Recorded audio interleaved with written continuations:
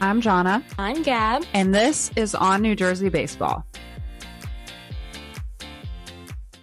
Hey everyone, welcome to the very first episode of the ONNJ Sports Baseball Show. I'm Jonna Perlinger, your Yankees ride or die, and with me is Gabby Raucci, holding it down for the Mets and all the highs, lows, and Metsiness that come with it. We're here to bring you the best of Jersey baseball, Yankees, Mets, Phillies, plus everything wild happening across the league because, let's be real, September baseball is chaos. Division races are tight, wild card spots are flipping like pancakes, and October is already knocking at the door. And full disclosure, we're sliding into this first episode, still finding our bearings, so it might look a lot like Giancarlo Stanton sliding into second base. Not pretty, but hey, we're safe. So with that, Gab, how are you doing? I'm a little bit scared to ask. Well, following Sunday's game against the Nationals, I would say as of right now, there are a lot of things to talk about, but I think at least to start the show, we should start with something a little bit more lighthearted. I'm totally game. To be fair, we sort of made a pact before we were going to start this show that, like, we're going to be doing a lot of commiserating. We had a lot of commiserating to do this, late summer, July, August. And so I think it would be best if, before we battle it out, we start off with something more lighthearted, funny, get everybody in the groove here. So let's dive in. Using Mets and Yankees players, let's cast the 5 most common personas of The Bachelor in Paradise. And the reason why we're doing this is because, fall is here and these reality shows always hit right when like playoff baseball's starting. And so it just aligns, right? So let's talk about the bros who are being casted onto The Bachelor in Paradise. So every season they're looking for a hopeless romantic. He swears he's here for the right reasons. He's already practicing saying, "Will you accept this rose?" in the mirror. He falls in love on day 2, and he usually gives a heartfelt, like, just wants to, have what his parents have or something. So who would you cast as the hopeless romantic? Oy. I'm not gonna lie to you, I had to Google like common reality TV tropes. It's not my area Mhm. of expertise, but Oh. I'm all for it. These are kind of right like themes that are in it's what makes good TV, I guess. If I were to say hopeless romantic in that kind of, I guess, context, maybe Mark Vientos on the Mets. He Mhm. gives me that kind of like I mean his nickname is Swaggy V for a reason, right? You can kind of guess that he has some game, but Mhm. having spoken with him a little bit, he's very sweet and he does give me kind of, I don't want to say immature in a negative way, but very like playful but loving in a way. So I would say that because I think I'm not going to say, some kind of, it's never going to happen for him, but he's had some pretty romantic moments in the season, especially last year. So I'm going to say that Mark Vientos is my pick. I like Would the you answer. pick a Met or a Yankee for that one? I have a specific Yankee in mind. I'm gonna go with Anthony Volpe. He's our, like young, kind of shy guy, but at the same time, I think has some game. I don't know if you saw recently, but I guess he's dating a model. But it's like very under the radar. So that's just kind of like how he is. But it was the whole like wants to have what his parents have. Mm, He's very close with his parents, and that line just like really got me. it's So I it's think the he's Anthony. Italianness. Mhm. It's the Yes. Italianness in him. Yes. Oh my gosh. It's yes. It's very very rooted in the familial structure, but still everything about Italians is romantic, no? Mhm. That is I feel like we've Those are perfect. Okay. The next one, the gym bro.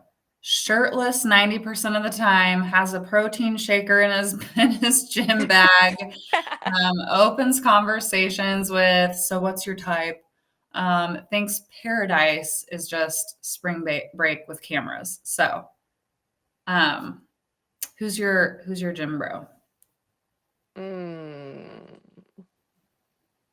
I have a It's couple funny too. answers for this, like Because like beyond just Yankees and Mets.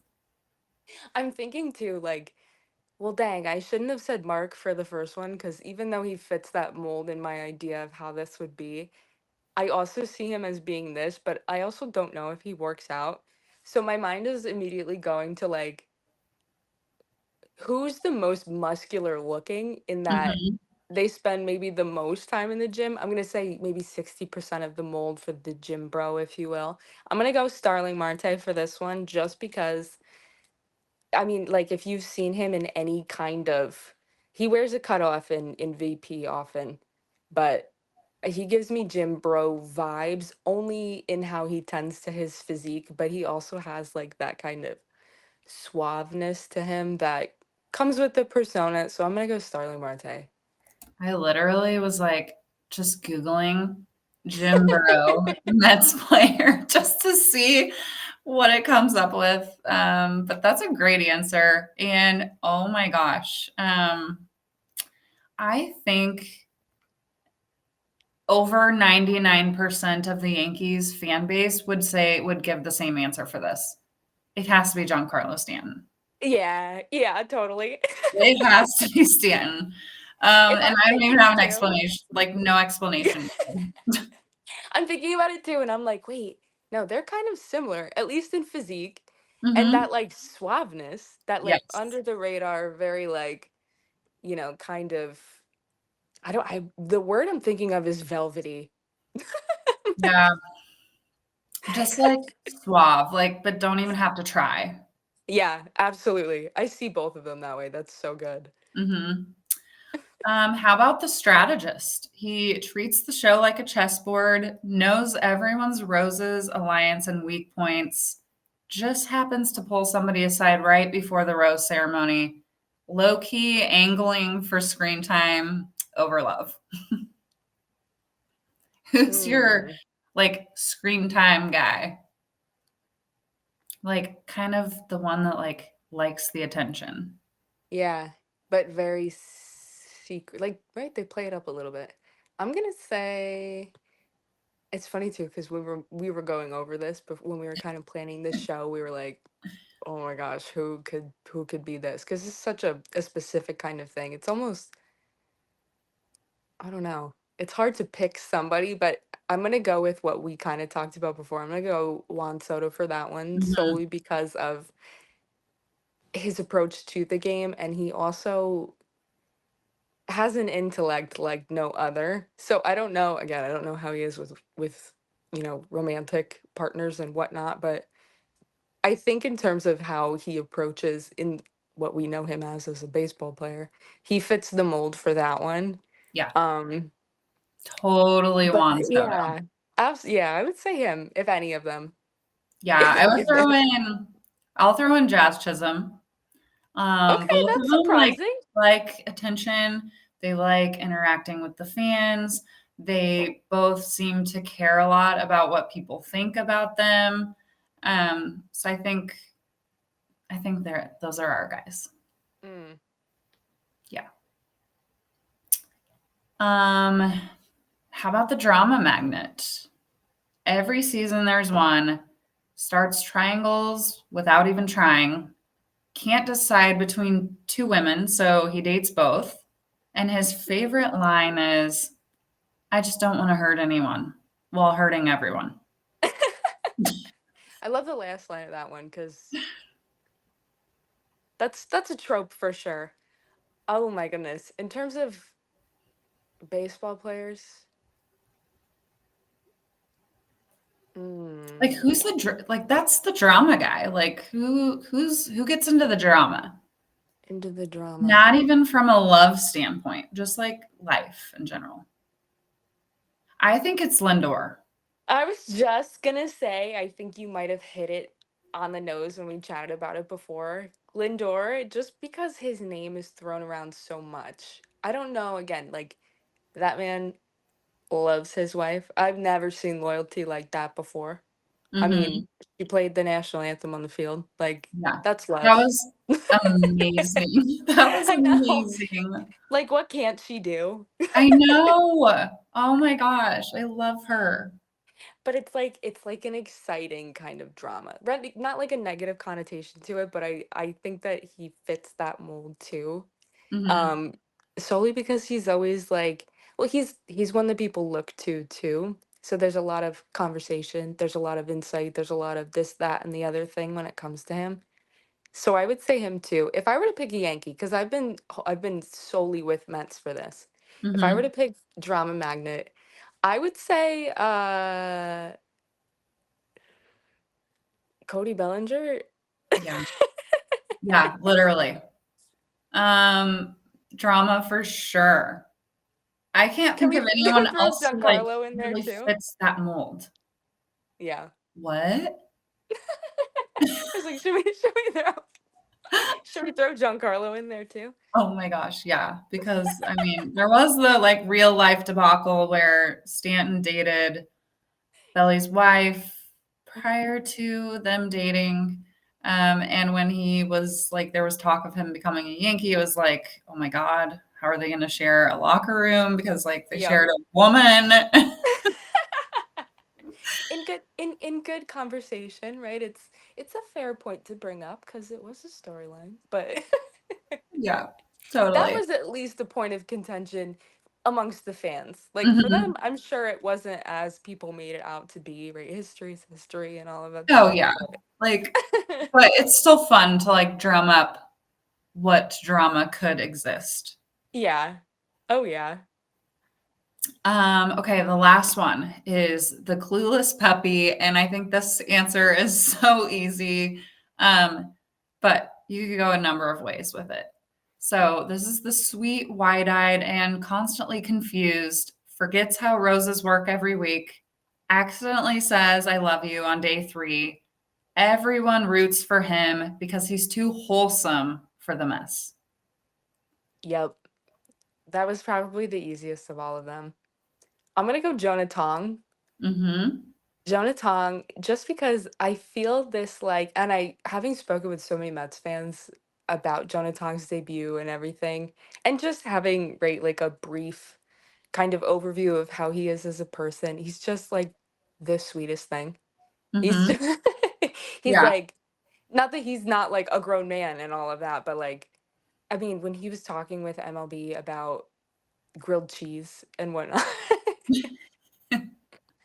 That and it's just this like I don't want to like go off on some sort of tangent here, but there's some sort of protective instinct in me over Jonah Tong and I feel like not that he's clueless, but Yeah. definitely that kind of like super sweet, like, very wholesome and he's Canadian and they're known to be very sweet people. So Yeah, so true. Oh, and he just is so wholesome. I know. I love that. I was actually gonna say Pete Alonso for a Met, just Oh, because, like, he is everyone roots for him, everyone loves Pete Alonso, and he is so wholesome. yeah. And I think Judge is that for us, right? Like, everyone loves Aaron Judge. He is so wholesome. He never says anything bad. He always says the right thing in interviews. He never takes credit for anything, like, always gives the credit to everyone else. Hmm. To a fault. Sometimes I think it's like, all right, dude, just like admit, that you guys sucked this weekend. And I think we could also throw in some of the youngins like Ben Rice and Hmm. Will Warren. Yeah. Aw.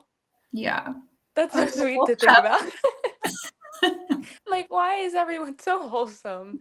Everyone on the Mets and most of the guys on the Yankees, I'd say, they kind of fit that wholesome mold. But that's why New York baseball is so lovable. At least when we're not in At the least in trenches. drama.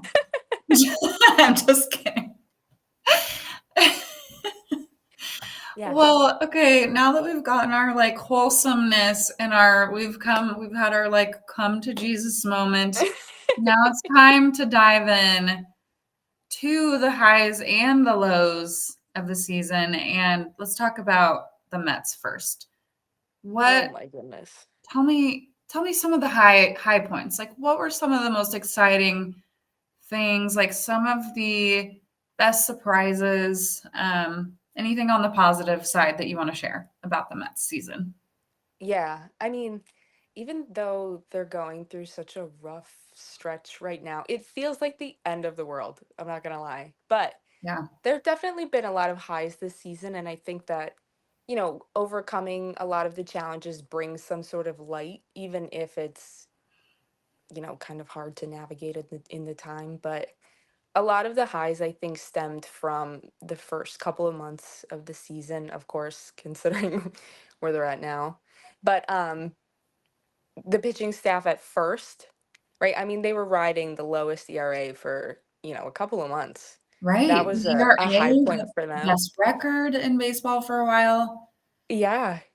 I mean, they really, really, and it was like, it's such a weird thing to consider with the Mets because it feels like not everything fires on the same cylinder consistently. I'd So say that's so true. And it's kind of wild that they started off with their ERA and their pitching being the high note because going into the season where you picked up Juan Soto, where mhm, you've got like Soto, Lindor, and Alonso, yeah, you would have thought that was going to be the best lineup in baseball.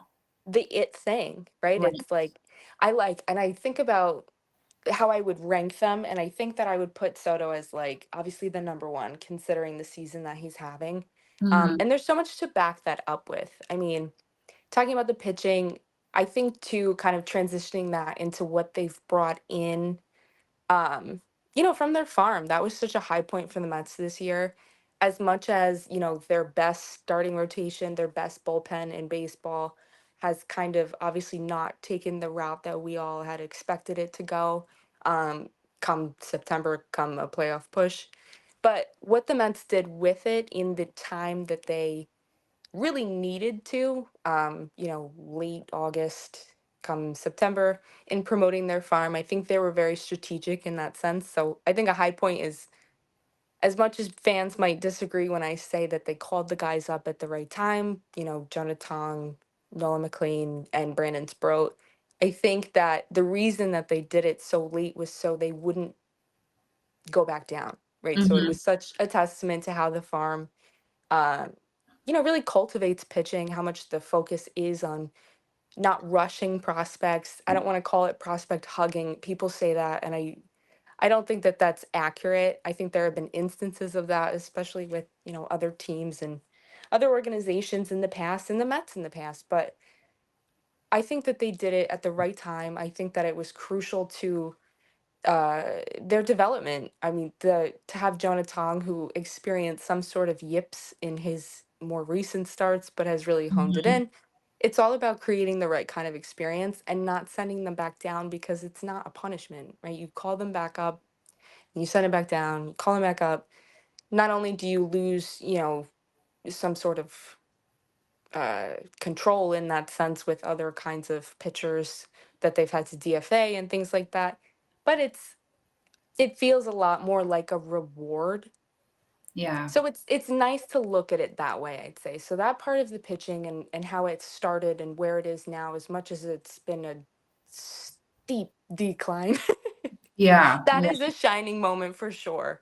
Um, Absolutely. I think like you really hit the nail on the head with the prospect hugging thing. I mean, the Yankees are notorious for that, but they're also notorious for the whole like punishment piece of it and sending them back yeah, and forth and back and forth. And you just have to wonder what that does to a kids, like I call them kids because they're kids to me, but yeah, of you course. really have to wonder like what that does to their psyche when, this week they're with the bigs and right after the game they're getting sent right back down. And it's like, how can they possibly prove themselves if, you're literally just using them as a pawn, Exactly.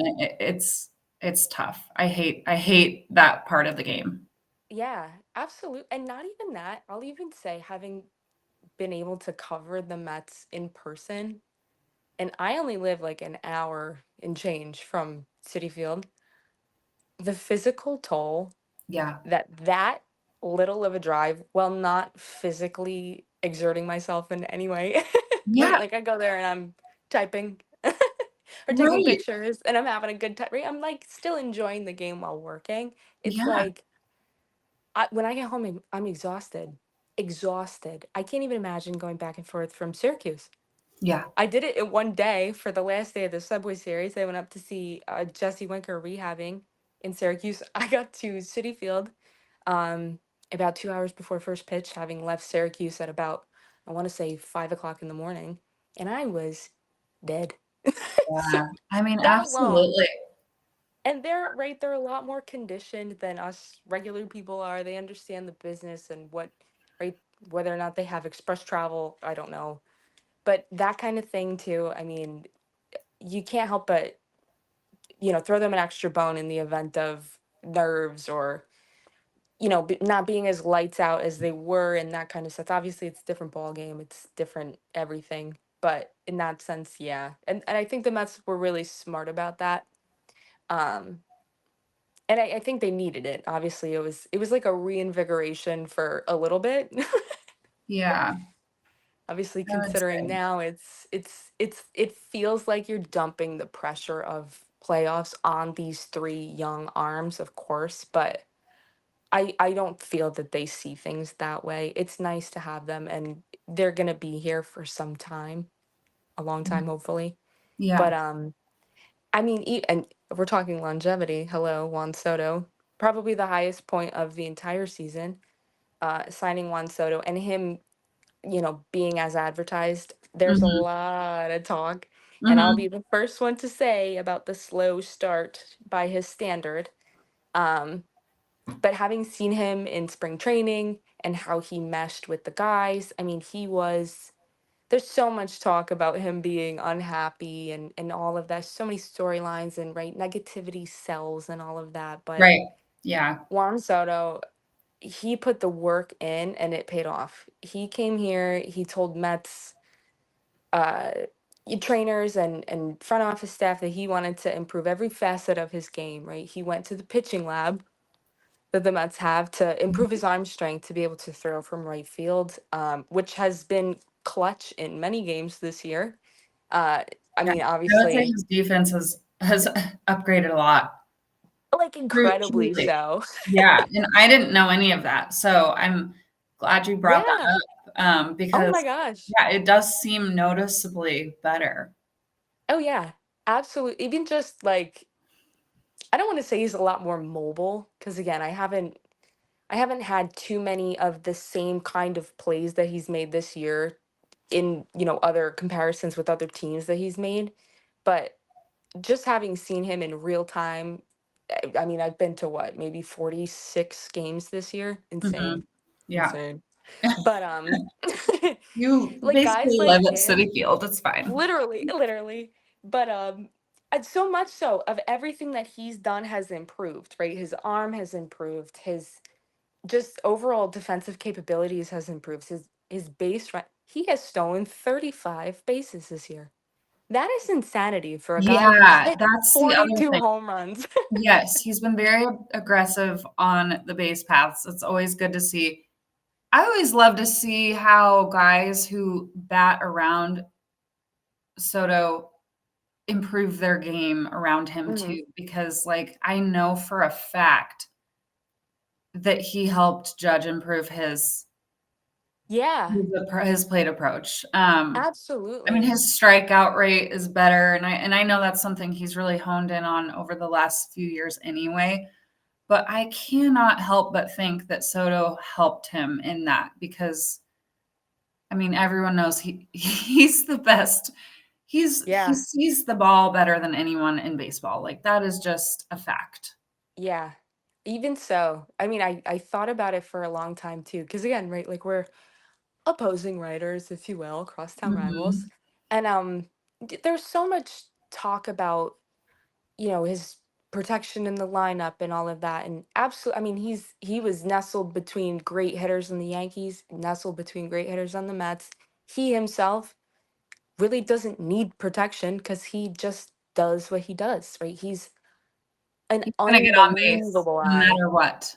no matter what. And he's No going to make matter you what. work for it. Yeah. I Yeah. mean, and it's again, it's kind of a testament to how the Mets were in the beginning of the season because they all looked like him in terms of their discipline in the Right. box. They Yeah, absolutely that's exactly right. I saw it apart, but last year. I see it now. mhm, I think so many guys can learn from him and his on base approach. I mean, he yeah. just gets on base. And suddenly, the Yankees were working counts more, and being, like you said, just more disciplined. And I saw that last year, and I see it carrying over this year too. And I just cannot help but think like Juan Soto played a part in that.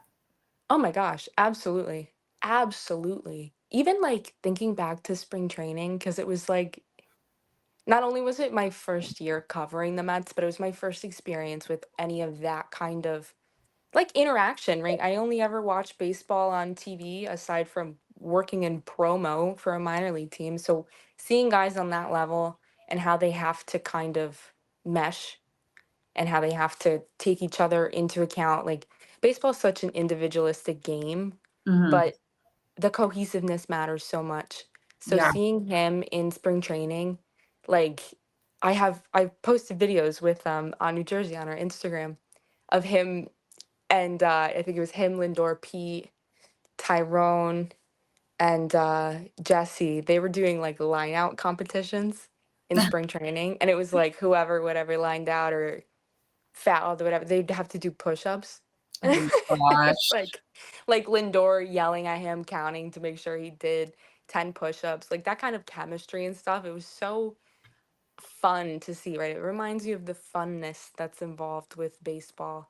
Right? I And mean, it's a kid's game, you know? absolutely, Yeah. absolutely. And it's so funny because everybody deems him to be so serious.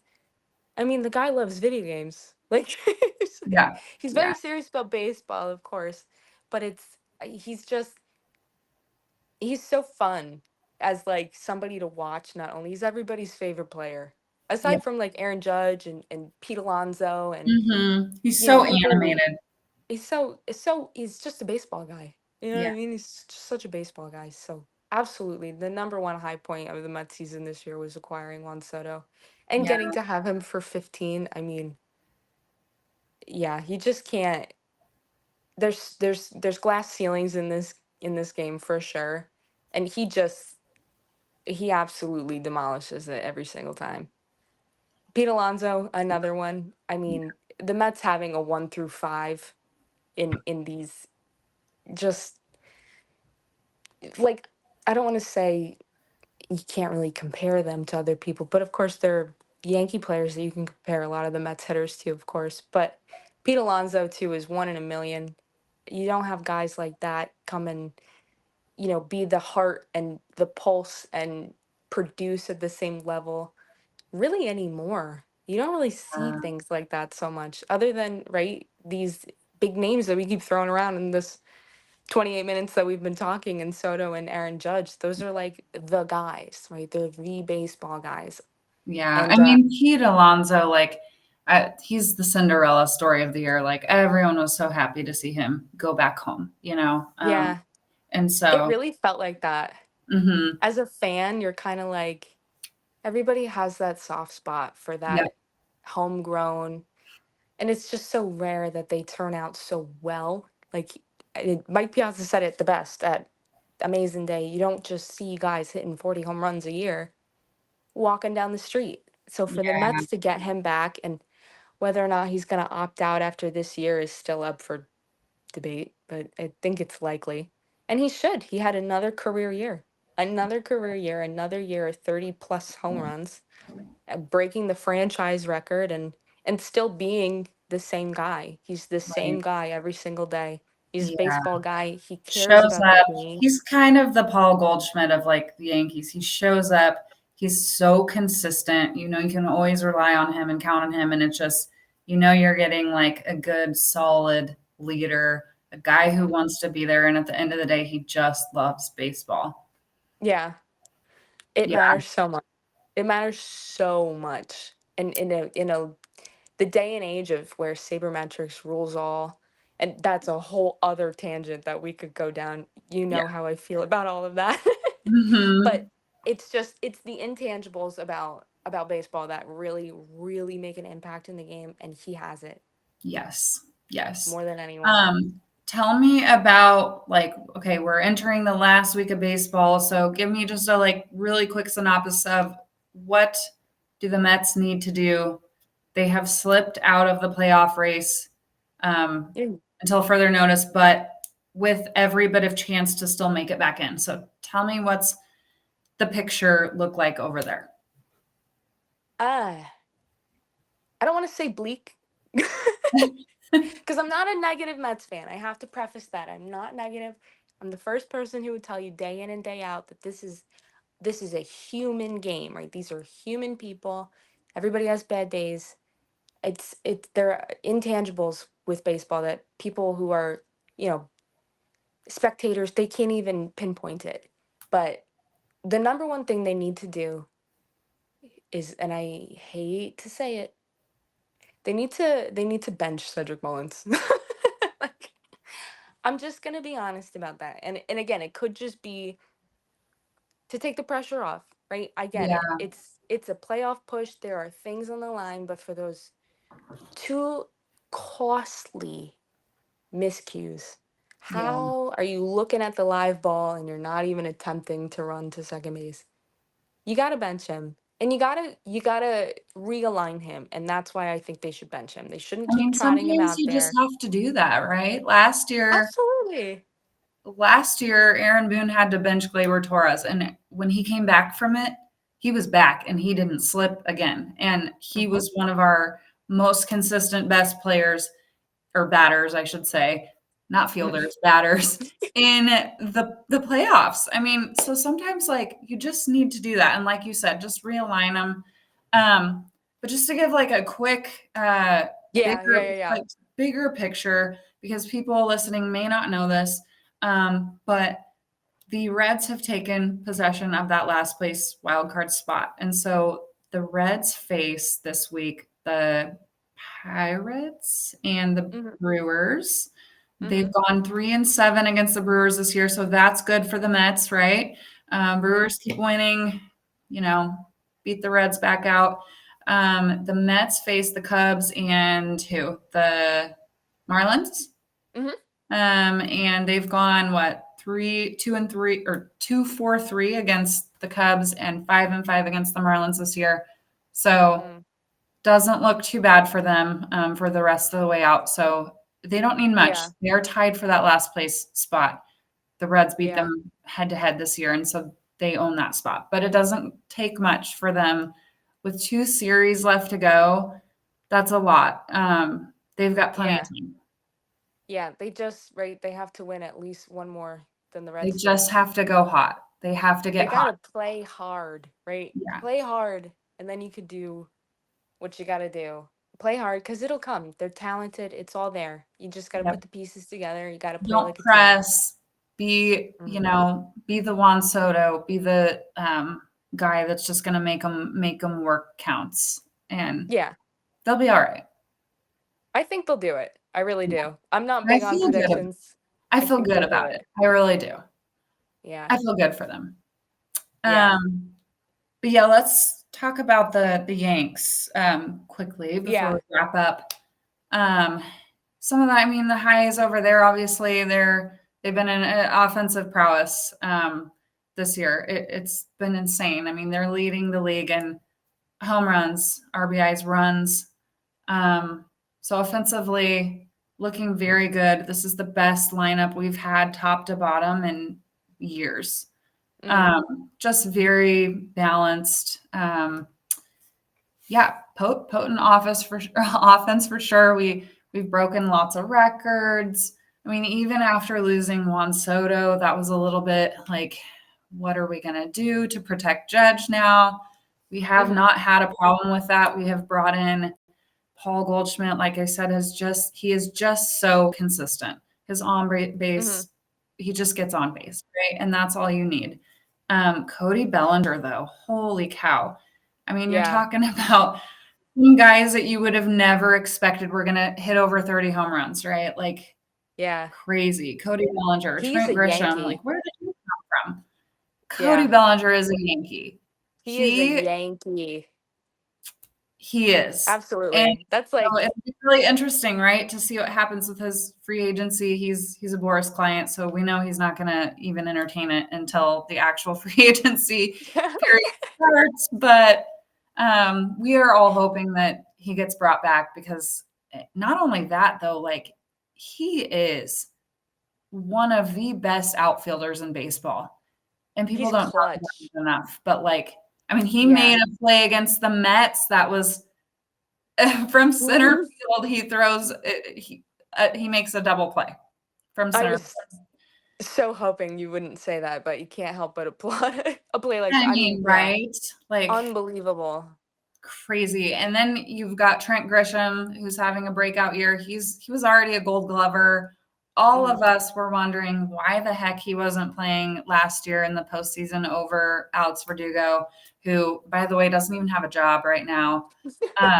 So that was so frustrating. But like, I had faith in Grisham, and I even put out a tweet like in January. It's like, if you give this guy more consistent at bats, he's going to produce. Because I just knew. I mean, you could see it last year, and here he is. Hitting 28 home runs by September, and he's been so productive at the top of the lineup. Like I said, just some of our acquisitions have been just as promised or just as, advertised. Goldie, Belly, Max Fried. Obviously, having Cole out this year was a huge sting. But Fried and Rodon have been phenomenal. And even though Fried's had some ups and downs, he's having an incredible year. And we've also had some young guys get brought up, and that's been really awesome.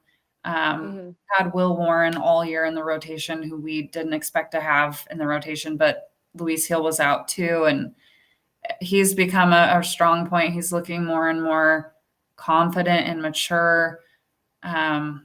We've got Cam Schlittler, who we just brought up like a month and a half ago, something like that.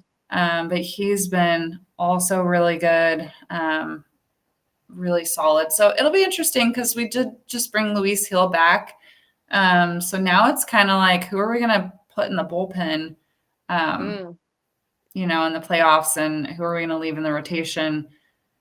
But it'll be good because the bullpen has been our weakest point for sure. So yeah, it was a weird year for pitching. Yes. Yeah. And like last year, the bullpen was one of our high points. So especially in the playoffs, our bullpen was a lights out. We had Clay Holmes, who obviously really had his struggles last year, but Aaron Boone kept saying like fans wanted me to pull him and not put him in these big spots. But like ultimately I had to, because I didn't want to like ruin his confidence, and we knew we were going to need him in the postseason. So we had to get him like back to a good place. Like we couldn't just pull him and then like what do we do with him, and then we need him in the postseason. We knew we were going to need him. So, and Clay was great in the postseason for us. So, but yeah, I mean, we've had a lot of lows too, and it seems like we're getting hot at the right time. So we are trailing the Blue Jays by just 2 games. So we have time with 6 games left to catch them in the AL East. The Red Sox and Rays, the Blue Jays play the Red Sox and the Rays. So they have like a little bit of an uphill battle compared to us. We have the White Sox and the Orioles again. I mean, that must be you nice. would think that, but sometimes it's the teams who like have nothing to play for that like actually kill in September. Like the Braves, I think, have won like 8 straight. Like why? Like why are you hot now? You're talking to the right person because right, you're thinking about the Marlins, Yeah. and we're all like about the Marlins. We're like, Yeah. we're gonna I know. And Marlins. that's who's gonna keep us out of the postseason? Like, no. That can't be. That The just can't Nationals. be. But those teams, that's probably what they get up on. That's what they get excited about because what else do they have to play for at this point? So they're probably like, if we They're can keep fired Juan up Soto out of the playoffs, let's just just to kill do it, it. Yeah. Just to do it. I mean, that's all they have to look forward to, and then their vacations that they're booking in the in October. Right. So, Yeah, right. And then they go out on a hot streak, both winning 3 straight. It's like mhm. Yes, exactly. So, I mean, it's just crazy if you look around the league. It's like, okay, the Tigers, they've been hot all year, and then now they've lost 6 straight, and it's like, what is happening? I don't yeah, know if it's they just got comfortable with where they were, and they're like, "Oh, we have this in the bag." So then they just suck all of a sudden, but, it's crazy. It's it's crazy. truly so you think about the forces that influence baseball, right? I mean, us baseball fans, we're so I don't even want to say superstitious because it's so true, but it's such a cliche, right? But it There is are such a superstitious sport. it's there are inexplicables when it comes to this game. Mhm. And again, I don't want to always just bring everything back to the Mets because it is just an overarching thing, but to lose control of your playoff spot that you've had since April. You're not alone. The Astros have also lost their spot. I mean, who would have ever thought? Who would have ever thought the Mariners would be as hot as they've been to take possession by 3 games, by the way? Speaking of the Mariners, if you follow Jonna on Ooh. Instagram, Oh boy, here it comes. you've got to look at her Instagram stories because I don't know any other person who is insightful but also so funny about baseball. You have to look at her Instagram stories right now. She has it freaking out for Big Dumper in the MVP race. All right, so yes, now you have to give us some thoughts on that. I mean, it's I think Michael Kay put it best on the Yankees broadcast the other day. He's like, people have Aaron Judge fatigue. He's Mm, been the best in baseball for many years now. He's been the talk of the MVP for, every year. I mean, honestly, 8 years now. Since Altuve stole the MVP from him in 2017. It has Hmm. been a talk of baseball since then. So I can understand why people are like, who's this new guy? Who's this Cal Raleigh? This is exciting. Plus, it's the Mariners. The Mariners never do anything. Hmm. And, not since King Griffey. So of course Yeah. people are so excited and I don't blame them. But when you look at the bigger picture, and I don't expect fans of other teams to really know this because a lot of people are tunnel vision, right, to their own teams. And so, of course, people are very excited about Cal Raleigh. And of course, Yankee haters are very excited about Cal Raleigh, right? But Aaron Judge is having a very historic season, especially at the beginning of the season. But he's carried it out and he missed 10 games on the IL. His WAR, which is the closest thing that we have to measuring how valuable a player is Mm, 8.9 to Cal's 6.5 or 6.9, yeah. something like that. So it's 2 whole games is a lot. That's a huge spread in a WAR. And not only that, but he's leading the league in all the major batting categories, on base percentage, average, OPS, slugging, by a marginal amount too. It's not like we're talking just Yeah. a few points here. And the home run numbers, I mean, a nine home runs is really not that big of a difference. Yeah. Especially when this is a guy who's been intentionally walked several times this season. And even when he's not intentionally walked, he's not pitched to. You Yeah. guys see that with Juan Soto. No one pitches to Juan Soto or gives him anything to hit. That happens Yeah. with Aaron Judge too. And so when you figure in all of that stuff, But even not even figuring that in, but like think about it. If Mhm. he'd been pitched to and not intentionally walked, how many home runs he could have. Not to mention, I don't know if you watched the the highlights from Easter Sunday. The Yankees were Mhm. playing the Reds. That was a very clear home run, and they ruled it a foul ball and over and over. I mean, they even came out later and said, like, yeah, we made a mistake. Like, that was a home run, but they can't go Yeah. back on it. The game is over. Like, they ruled it a foul ball. He should have 50 home runs. He has 50 Yeah. home runs. So really there's an 8 home run difference. And I just feel very strongly that a guy who's like batting 233, like with just 8 more home runs, like how is that a more of a valuable player? Um, Absolutely. However, like no disrespect to Cal Raleigh at all. He has been incredible. And like, again, that's so exciting for the Mariners because they haven't had a whole lot to look forward to. But like, I mean, he's been great. They're having a good season. They're, riding it out on a high. So no Mhm. disrespect. And like, I know that is so hard to do that as a catcher at that. I mean, Absolutely. yeah. And so I gotta give it to him, but I also just think like people need to take a step back and look at the bigger picture. You're again, right? It's so funny because people expect us to be on the outs on so many things. But I mean, I wrote an entire article one of my first articles last year about Otani winning MVP over Lindor. And Mhm. I'll never forgive Major League Baseball for how they make me feel about Shohei. You know what I mean? I They can shove confidently him say down our throats.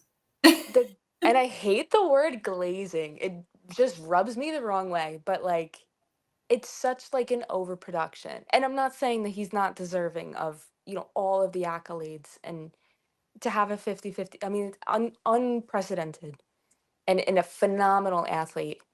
But at the same time, and I feel so strongly about this, how can you as a DH be the most valuable when you play half the amount of innings, right? So absolutely, I'm totally with you on the whole. Everybody is looking at the very minute details when it comes to determining how valuable somebody is.